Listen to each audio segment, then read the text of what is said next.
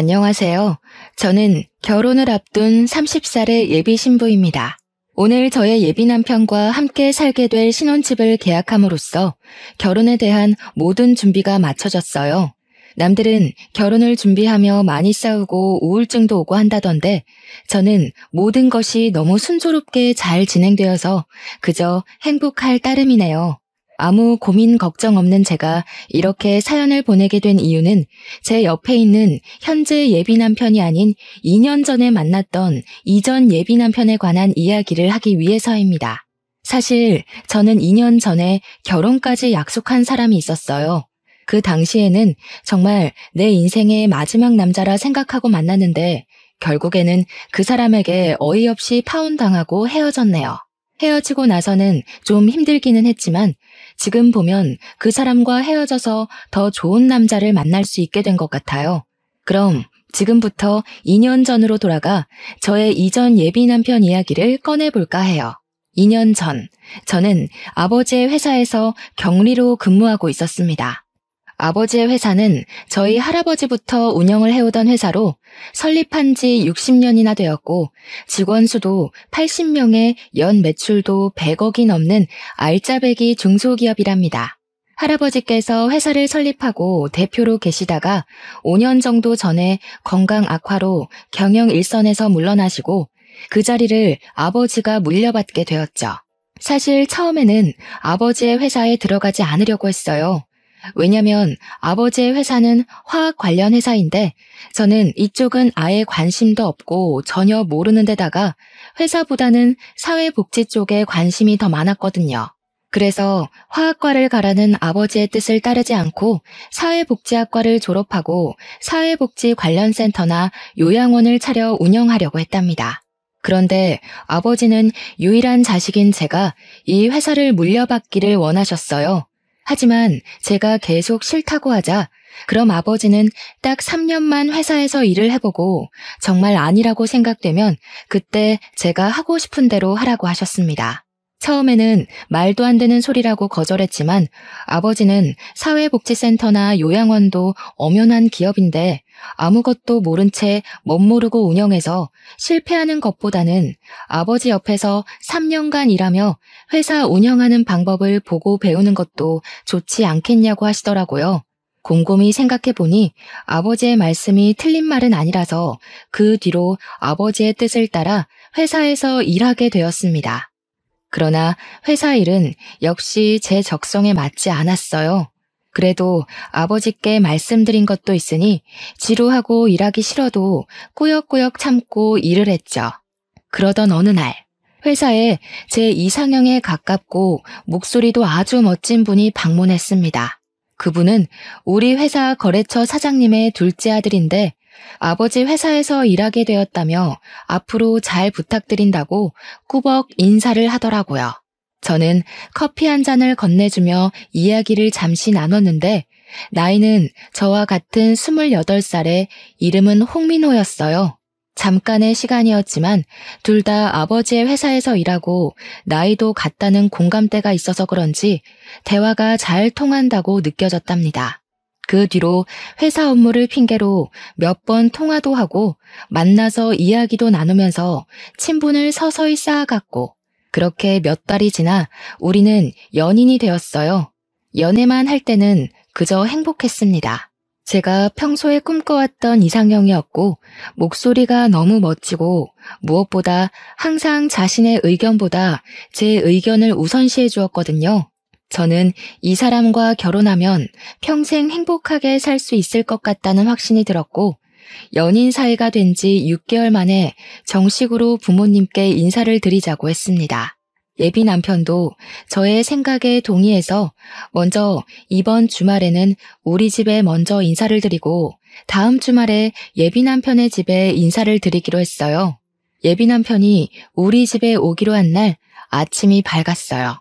우리 엄마는 제가 집에 남자를 데리고 온다고 하자 아주 많이 반가워하시며 새벽부터 일어나 이것저것 음식을 장만하셨습니다. 평소에는 잘 주시지도 않던 생선에 갈비찜에 전복에 각종 나물까지 무슨 잔치상을 차려놓으셨더라고요. 엄마를 도와 상차림이 마쳐지고 얼마 지나지 않아 예비 남편한테 집 앞이니 대문을 열어달라는 전화가 왔어요. 문을 열어보니 예비 남편이 서 있었는데 저는 약간 실망했습니다. 저희 부모님은 친구의 집에 처음 방문할 때에는 작은 음료수나 과자라도 사들고 가는 것이 예의라고 알려주셨는데 예비 남편은 빈손으로 왔더라고요. 여기까지는 사람마다 생각의 차이이고 남의 집에 간다고 꼭 뭐를 사들고 가는 것이 법으로 정해진 것도 아니기에 그럴 수도 있다고 생각했어요.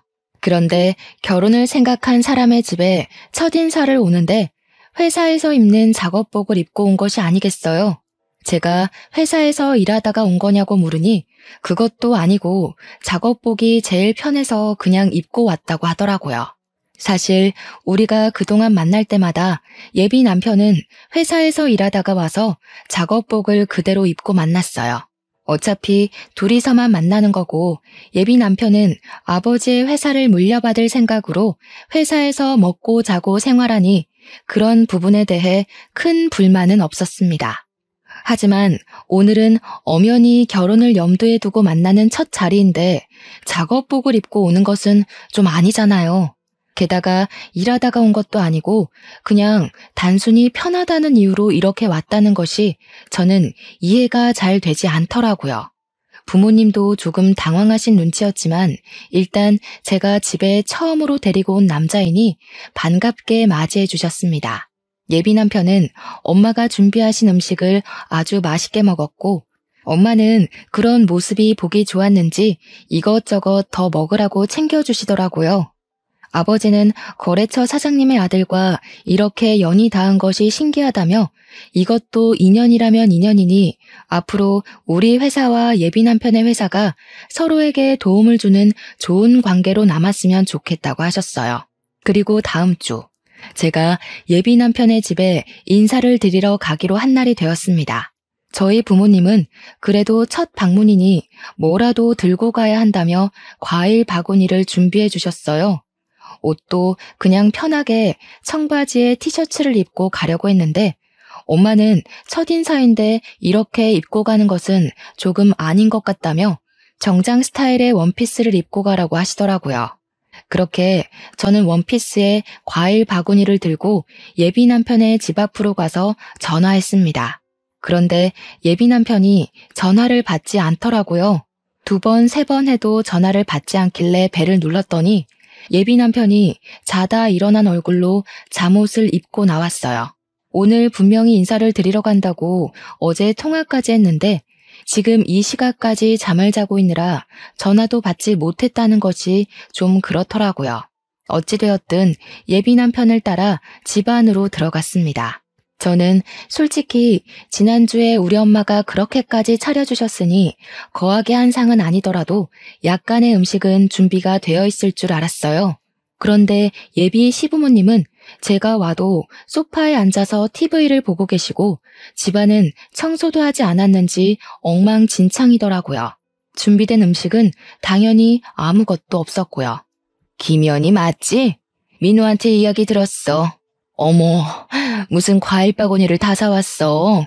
우리 집에 과일도 많은데. 일단 그래도 사왔으니 잘 먹을게. 주말에는 원래 쉬어야 하니까 청소도 못했어. 이해하지? 거래처 사장님 딸이라고 들었네. 이렇게 만나게 돼서 반가워요. 그럼 집 구경도 하고 잘 놀다가 가요. 나는 방에 가서 낮잠 좀 자야겠어. 저는 분명히 이 집에 결혼을 생각하고 첫인사를 온 것이었는데 부모님은 제가 그냥 친구로서 놀러 온 것으로 생각했는지 아무 준비를 하지 않으셨더라고요.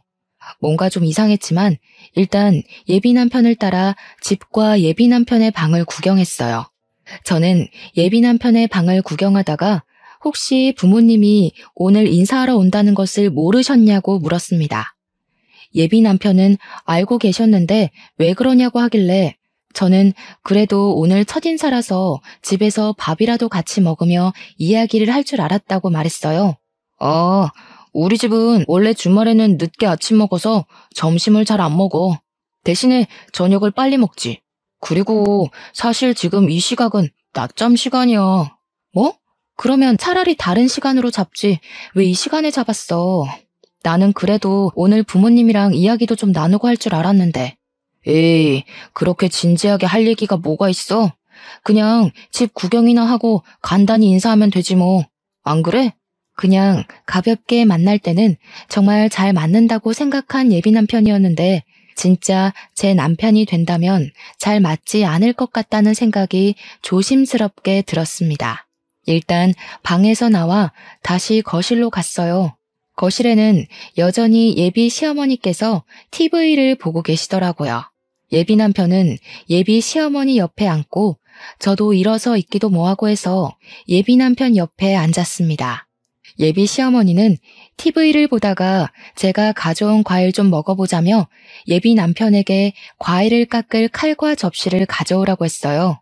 예비 남편이 주방에서 칼과 접시를 챙겨오자 예비 시어머니가 저에게 칼과 접시를 넘기며 과일 좀 깎아보라고 하고 다시 TV를 보시는 게 아니겠어요? 솔직히 저는 아직 손님이고 오늘 처음 보는데 대뜸 과일을 깎으라고 시키시니 너무 당황스럽더라고요. 하지만 과일 깎는 것이 어려운 일이 아니니 그냥 과일 바구니 안에서 사과와 배를 가져와 깎았어요. 연희야, 껍질이 너무 두껍네. 껍질을 얇게 깎아야지. 너 회사 일하느라 살림은 하나도 해보지 않았구나? 티가 너무 난다. 결혼하기 전에 과일 깎는 법부터 배워와. 알겠니? 예비 시어머니는 제가 깎아둔 껍질을 들고 너무 두껍게 깎았다고 타박하며 과일을 드시기 시작했어요. 예비 남편은 예비 시어머니의 그런 말을 듣고도 아무 말도 하지 않고 과일을 혼자 집어먹더라고요. 솔직히 우리 집에서는 예비 남편 온다고 상다리 휘어지게 잔치상을 차려 대접했는데 여기서는 물 한 잔도 받아 먹지 못하고 이렇게 과일이나 깎고 있으며 타박까지 듣는 것이 화가 났어요. 그래도 처음 뵙는 자리인데 굳이 소란을 만들고 싶지는 않아서 그냥 꾹 참고 있었습니다. 그런데 너네는 결혼하면 엄마한테 용돈 얼마 줄 거야? 연희 너희 회사는 꽤 크니까 부모님 도움 많이 받을 수 있지 않아? 나중에 연희 네가 회사 물려받을 수도 있고 말이야. 저는 아버지 회사에는 관심 없어요. 지금은 3년만 회사에 다녀보라고 하셔서 그냥 다니고 있는 거예요. 그리고 저는 결혼할 때 친정의 도움 없이 제 힘으로 결혼을 하고 싶어요. 그래? 그럼 뭐 많이 모았어?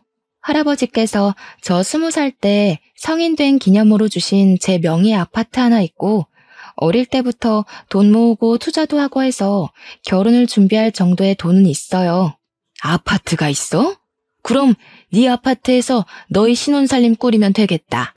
참, 요새 내 주변에 며느리 본 사람들 이야기 들어보니까 며느리들이 시댁에 한 달에 100만 원씩 용돈 준다더라. 자산이 그 정도나 있으면 너희도 한 달에 용돈 100만 원 가능하겠다. 우리 민호가 여자는 기막히게 잘 골라왔네. 엄마, 당연하지. 연희도 회사 계속 다니고 나도 아버지 밑에서 일하면 그 정도는 가능하지 않겠어? 연희야, 그치?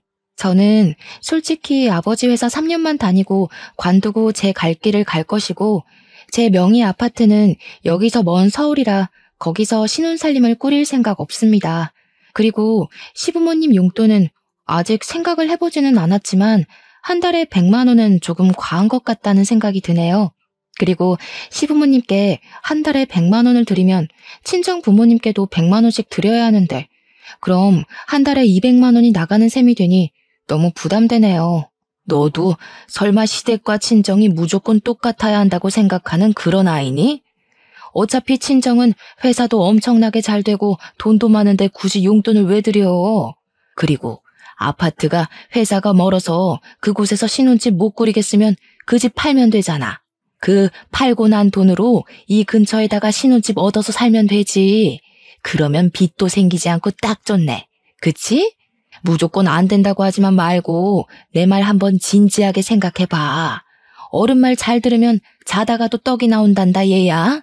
예비 시어머니는 제 명의 아파트를 판 돈으로 이 근처에 신혼집을 마련하고 한 달에 자신에게 100만 원씩 보내주길 바라는 눈치였습니다.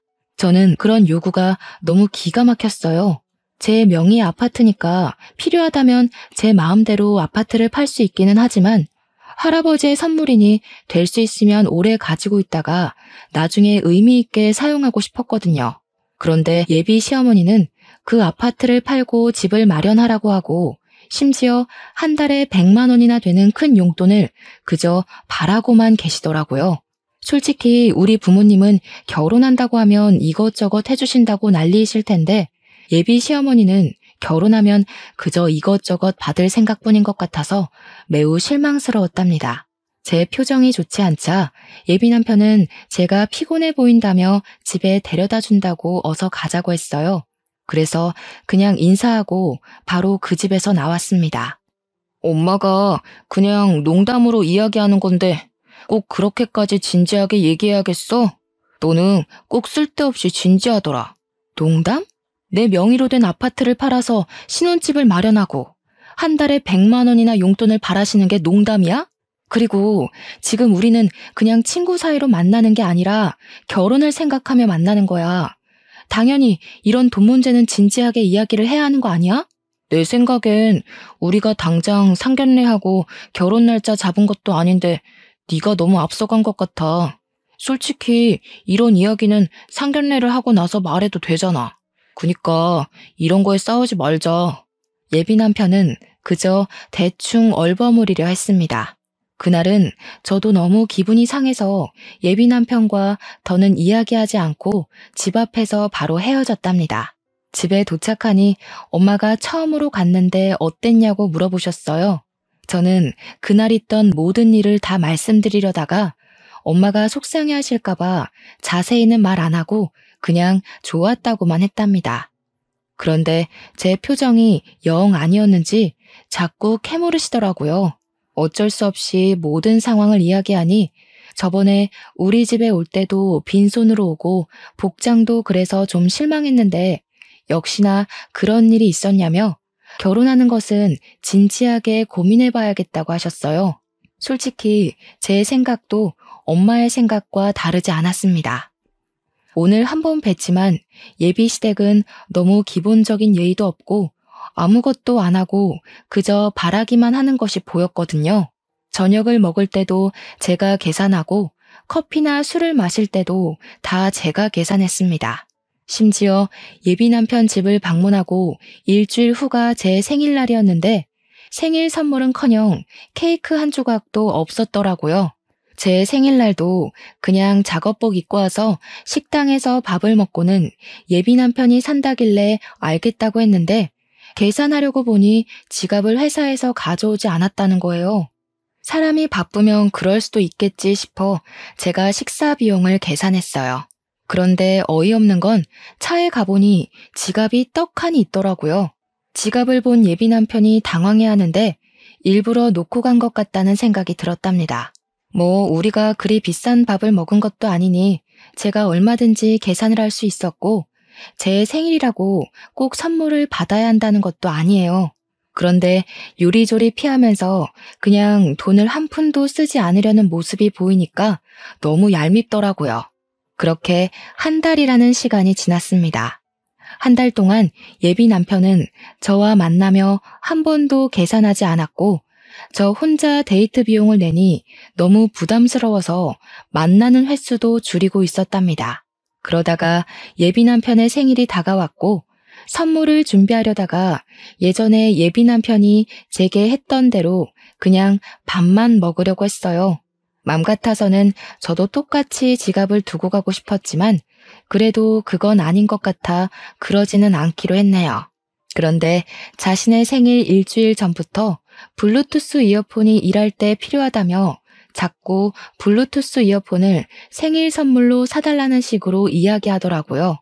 저한테 돈을 한 푼도 쓰지 않으려는 예비 남편에게 굳이 블루투스 이어폰을 사주고 싶지는 않았어요. 제가 예비 남편의 엄마도 아닌데 왜 블루투스 이어폰을 사다 줘야 하나요?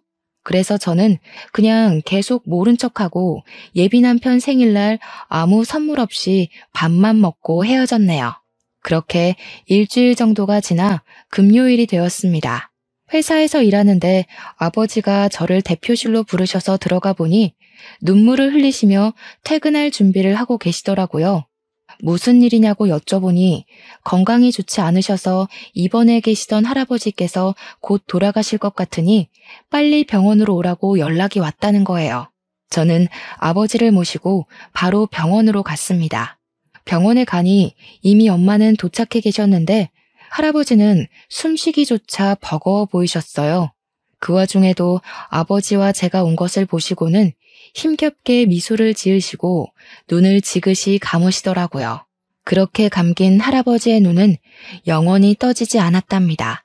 우리 가족은 고인이 되신 할아버지의 장례 준비를 시작했어요.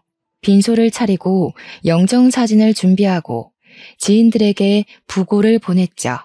예비 남편에게도 부고를 보내니 지금 바로 장례식장으로 가겠다는 연락이 왔어요.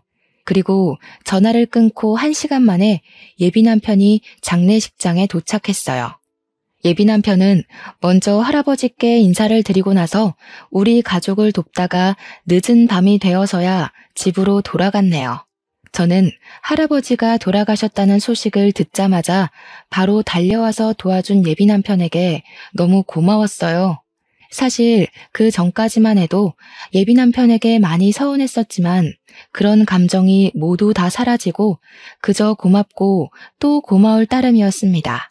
그리고 다음날 할아버지의 입관식을 마치고 슬픔에 잠겨 있는데 모르는 번호로 전화가 왔어요. 내 번호 몰랐지? 나 민호 엄마.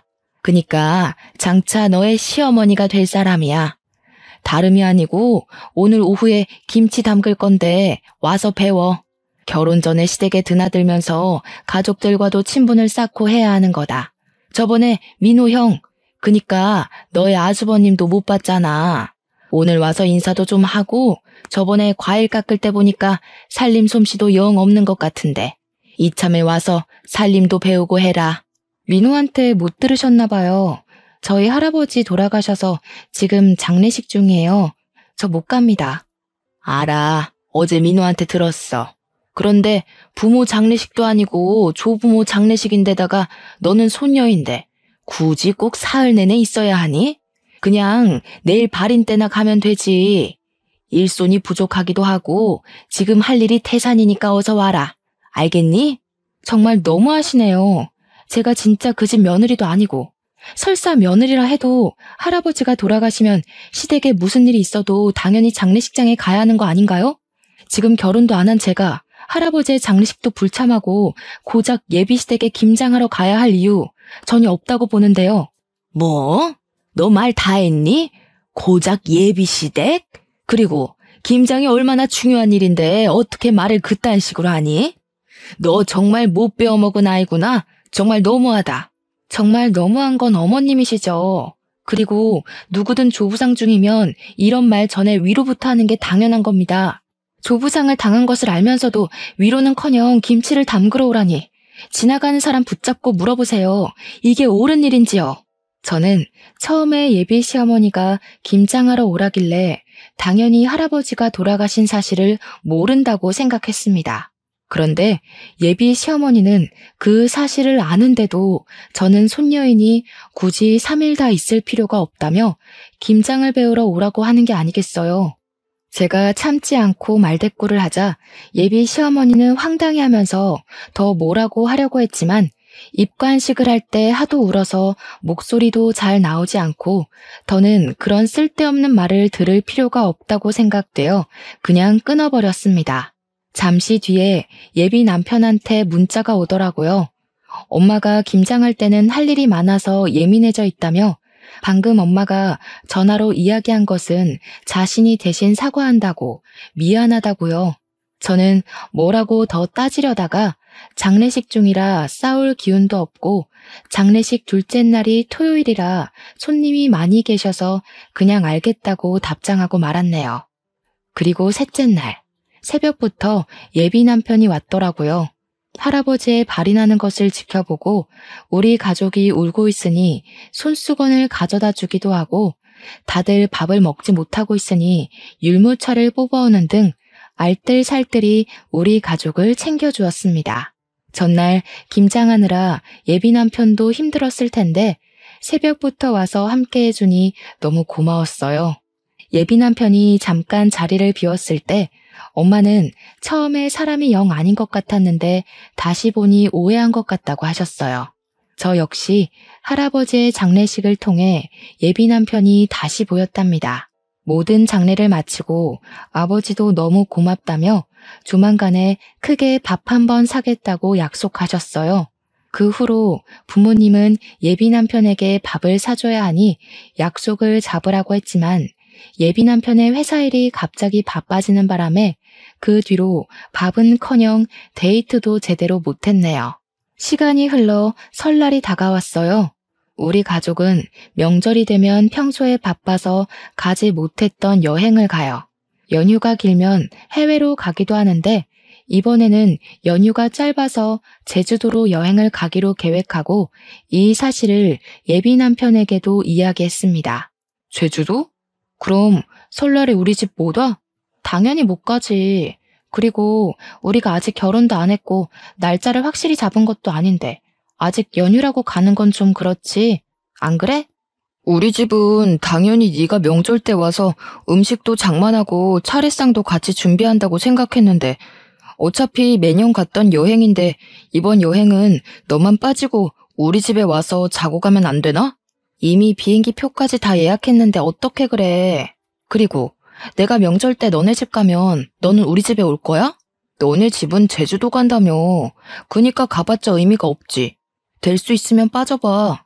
이번에 우리 엄마 허리 디스크 와서 음식도 못 하신단 말이야. 너라도 와서 좀 도와드려. 그래야 너도 점수도 따고 하지. 안 돼, 못 빠져. 그리고 어머니가 허리 디스크가 오셔서 음식을 못 하시면 아들인 너랑 형이 도와야지 왜 나한테 와서 도우라고 해? 난 좀 이해가 되지 않네. 우리 어차피 결혼할 사이 아니야? 그럼 집안일 있으면 서로 돕고 하는 거지. 그래서 저번에 너네 할아버지 장례식 때도 내가 가서 도왔잖아. 그럼 너도 당연히 한 번은 도와야 하는 거 아니야? 그래. 네가 할아버지 장례식 때 와서 옆에서 챙겨준 거는 너무 고맙게 생각하고 있어. 그 부분은 네가 시간적 여유가 있을 때 크게 밥 한 번 살게. 그런데 아무리 그래도 아직 결혼식 날짜도 잡지 않았고 상견례도 하지 않았는데 명절이라고 가서 음식 장만하는 건 아직은 아닌 것 같아. 예전에 너 말 맞다 나 상견례하고 결혼 날짜 잡은 것도 아닌데 네가 너무 앞서간 것 같아. 거참 말 섭섭하게 하네. 그럼 나랑 뭐 결혼 안 하겠다는 거야? 그게 아니고 아직 결혼한 것도 아니고 상견례도 안 한 이 마당에 벌써 너네 집에 가서 며느리 노릇을 하는 건 아닌 것 같다고.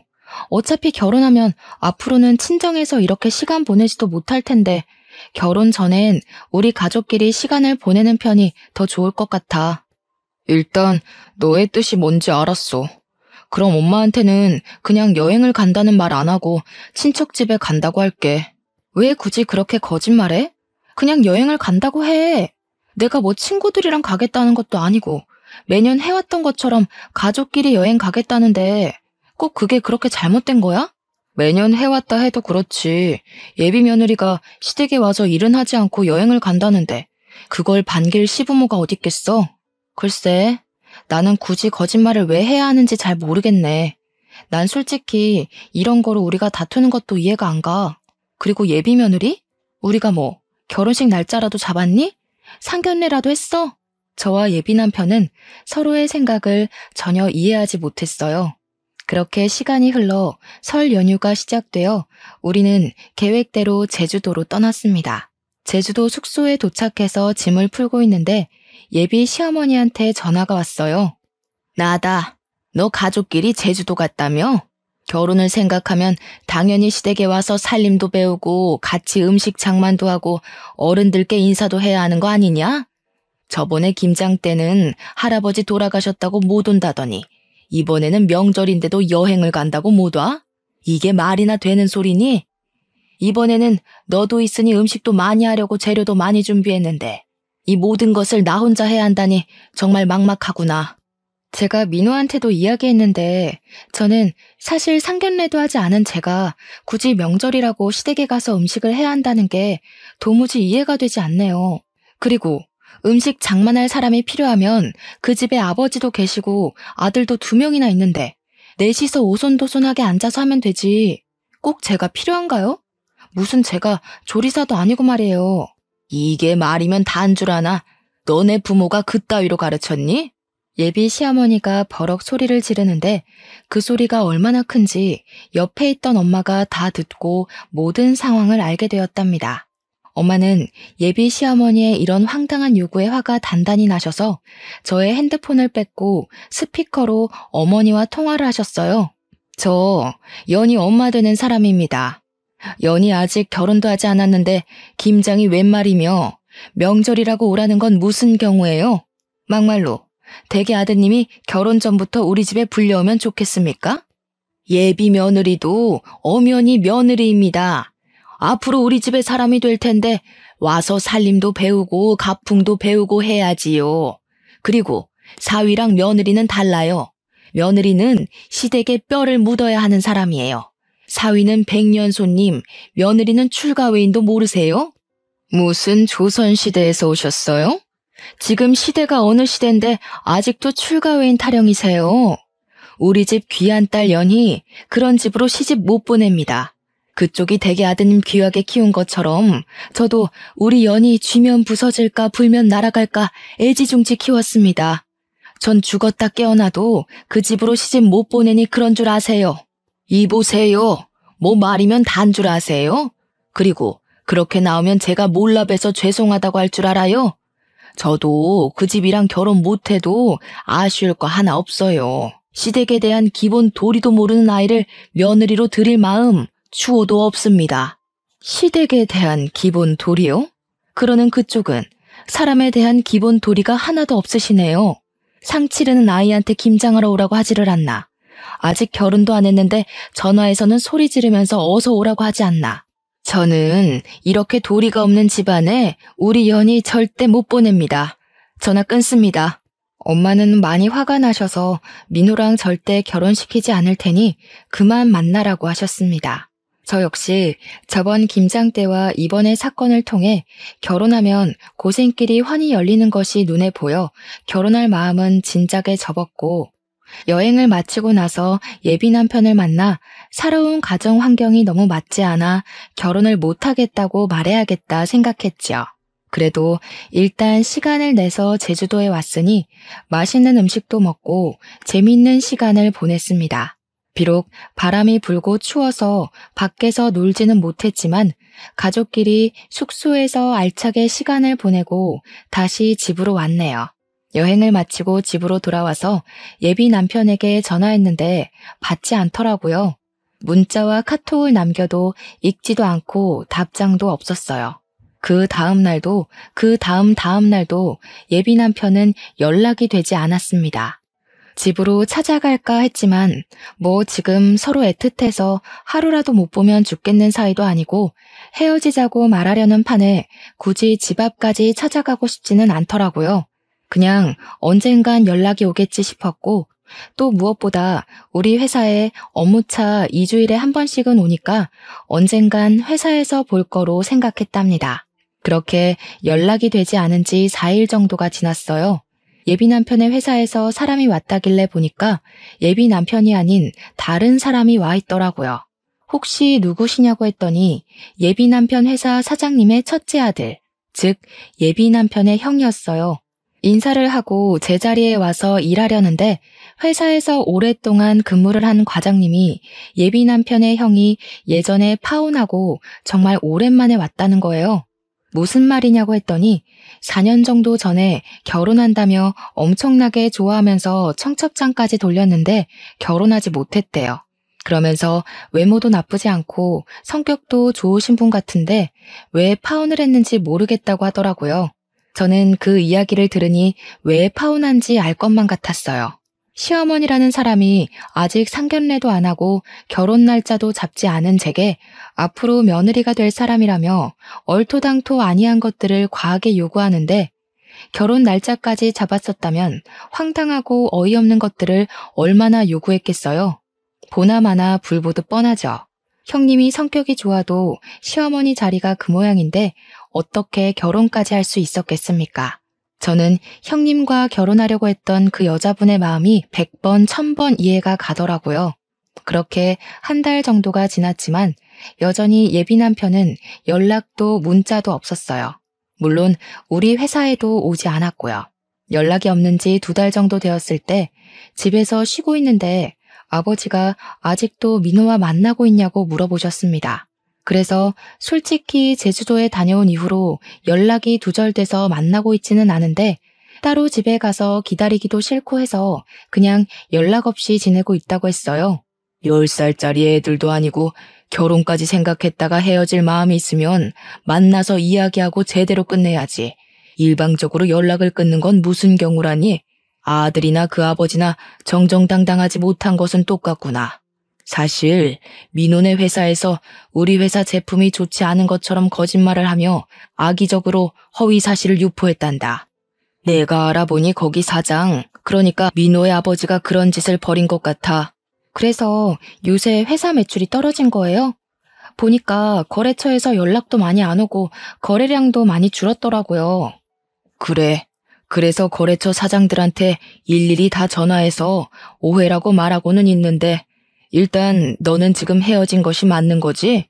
마음 같아서는 경찰에 허위사실 유포죄로 고소해버리고 싶지만 경찰서 들락날락하는 것도 번거로운 일이니 그렇게까지는 않고 그냥 너와 민호와 있던 일들 거래처에 이야기하며 인성이 좋지 않은 집안이라고 거래처들에 말하고 싶은데 그래도 되겠니? 네, 전 그래도 상관없어요. 그냥 그렇게 꼭 해주세요. 그런 집은 절대로 잘 되면 안 돼요. 그 후로 아버지는 거래처 사장님들께 예비 남편과 저의 이야기를 다 퍼뜨렸습니다. 그랬더니 거래처 사장님들은 예비 남편의 회사가 경영도 아주 더럽게 하고 인성도 별로라며 하나둘씩 예비 남편의 회사와 거래를 끊겠다고 했답니다. 결국 예비 남편의 회사는 매출이 없어 회사가 문을 닫았고 이렇게 회사가 망하고 나니 그제야 예비 남편에게 전화가 왔어요. 야, 너네 아버지 때문에 우리 회사 다 망했잖아. 이게 지금 뭐 하는 짓이야, 치사하게. 오랜만이네. 몇 달 만에 연락했으면 최소한 그동안 잘 지냈냐고 안부 인사 먼저 하는 게 예의 아니니? 먼저 치사하게 나온 쪽이 누군데 우리한테 난리야? 우리 아버지가 무슨 근거 없는 이야기 했니? 우리는 실제 사실을 이야기한 것뿐이야. 그리고 너는 애도 아니고 헤어진다고 잠수를 타냐? 나 참 어이가 없어서. 아니다. 기본적인 예의도 모르고 바라는 것만 많은 너네 집이랑 시작 전에 이렇게 헤어지는 게 다행이지. 아무래도 우리 집 조상신이 나를 구해준 것 같네. 뭐? 너 어떻게 말을 그따위로 해? 제정신이야? 아무리 그래도 우리 결혼을 생각하고 진지하게 만났던 사이였어. 그래, 우리 결혼을 생각한 사이였지. 그런데 너는 그렇게 잠수 타냐? 지금 우리 거의 3달 만에 연락한 건 알고 있지? 우리가 정말 진지하게 만남을 생각했다면 이렇게 오랫동안 잠적했겠어? 우리는 이제 결혼을 앞뒀던 사이가 아니라 원수보다도 못한 사이가 된 거야. 알겠니? 더는 너랑 내가 할 얘기 없을 것 같은데 끊는다. 차마 잘 지내라는 말은 못하겠다. 안녕. 저는 마지막으로 하고 싶던 말 다 쏟아내고 끊어버렸고 그 뒤로 연락이 오지 않았습니다. 이렇게 저는 파혼했네요. 그 뒤로 한동안은 뭔가 마음이 허해서 회사 일과 공부에만 미쳐서 살았어요. 그 결과 회사에서도 인정받고 컴퓨터 관련 자격증도 따고 영어 실력도 향상되었죠. 그렇게 살다가 회사에서 좋은 대리님을 만났고 그분은 저의 진짜 예비 남편이 되어 결혼을 앞두고 있답니다. 물론 파혼을 한 저의 사연도 다 말했는데 제 상황을 누구보다 안타까워했고 이해해 주었어요. 게다가 제 진짜 시부모님이 되실 분들은 너무 인자하시고 집에 방문하면 하나라도 더 챙겨주시려고 하세요. 정말 저를 딸처럼 생각하시는 것이 눈에 보여서 너무 감사한 마음으로 행복하게 결혼 준비를 하고 있답니다. 연애와 관련된 말 중에 똥차가 가고 벤츠가 온다라는 말 있죠? 아마 한 번쯤은 다들 들어보셨을 텐데 저는 사실 이 말을 싫어했어요. 본인 스스로 벤츠를 살 수 있는 능력을 키우면 되는데 아무것도 하지 않고 벤츠처럼 좋은 남자가 오기만을 기다리는 것 같았거든요. 그런데 똥차를 만나고 허한 마음을 채우려 이것저것 공부하며 스펙을 쌓으니 정말 제 인생에 벤츠 같은 남자가 왔네요. 2년 전 파혼을 겪으면서 한때는 정말 우울하기도 했는데 그래도 지금 생각하면 그때 많이 배우고 내면적으로 성장하게 된 계기가 된 것 같아요. 지금 제 사연을 듣고 계시는 분 중에서도 예전에 저처럼 파혼을 생각하시거나 파혼을 이제 막 경험한 분들도 분명히 계실 것으로 생각합니다. 파혼을 겪었다고 해서 인생을 실패한 것이 아니니 너무 좌절하지 마세요. 여러분에게 파혼의 시련을 안겨준 똥차가 갔으니 이제는 자신의 스펙을 쌓고 내면을 착실하게 다져서 여러분만의 벤츠를 꼭 찾으셨으면 좋겠습니다. 희망과 용기를 잃지 마시고 열심히 살아보자고요. 저의 사연을 듣고 누군가는 위로와 용기를 얻길 바라며 저의 이야기를 마쳐볼까 합니다. 들어주셔서 감사합니다.